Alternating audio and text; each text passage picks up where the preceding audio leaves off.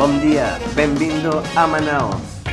Recién bajamos del barco desde la Triple Frontera. Este es el tercer capítulo de nuestra serie por el Amazonas y la de Guyana. Si te gustan los mercados, este es el mejor de la ciudad, construido en 1882 por el mismo que realizó la Torre Eiffel.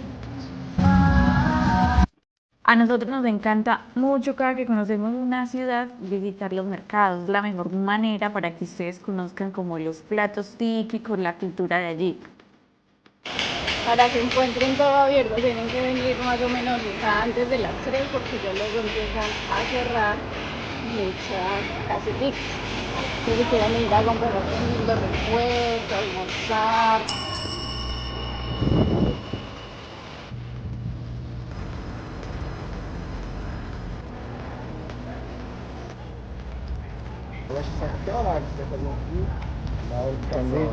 Diferentes tours. Estaremos aquí pocos días porque vamos a averiguar cómo ir desde Manaus a la Guyana. La información que existe en la web es antigua y escasa. No sabemos los costos y tenemos, lamentablemente, muy poco dinero. Nadie sabe de precio y estamos buscando la manera más barata de viajar. Luego de averiguar les contaremos y dejaremos toda la información detallada con precios y rutas. Cocos gelados. Pero un problema a la vez. Hoy estamos en Manaus, una ciudad con una historia que ni te imaginas.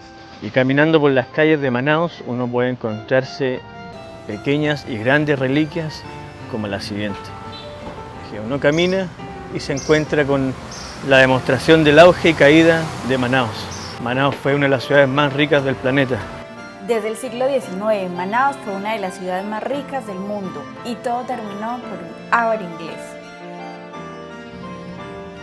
La Amazonía está habitada por indígenas y la llegada de colonos buscando el látex, la borracha o lo que en español conocemos como el caucho provocó luchas y se calcula que en solo 12 años 30.000 indios y negros fueron esclavizados en estas tierras.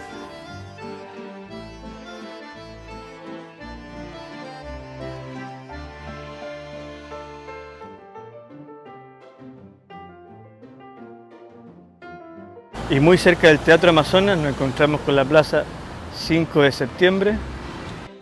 Esta ciudad comenzó a crecer rodeada de lujos. Cuentan que llegó a tener luz eléctricas en sus calles y casas antes que en Londres. Los ricos vestían con sedas y usaban todo tipo de excentricidades importadas. Asimismo, cuentan que las señoras de la casa mandaban sus ropas a lavar a Portugal. Imagínense todo el dinero que había.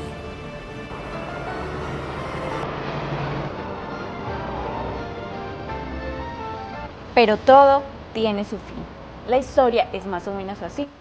En 1912 era ilegal sacar las semillas del caucho de Brasil.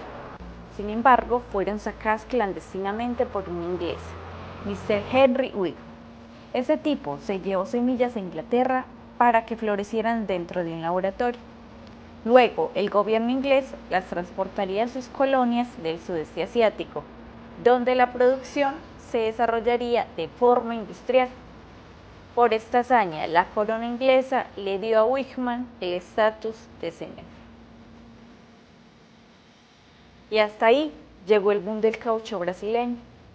Fueron algo más de 60 años los que llevaron a Manaus a ser considerada una ciudad del primer mundo, al mismo nivel que cualquier otra urbe europea.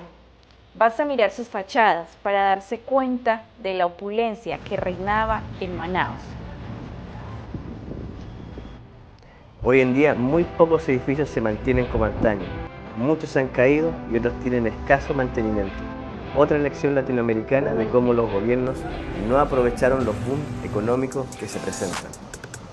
Dejando de lado Manaus, tomaremos camino a Boavista, una ciudad a solo 2 horas de Guyana. No te pierdas el próximo capítulo donde daremos los precios y la experiencia completa de lo que fue esta vida. ¡Nos vemos!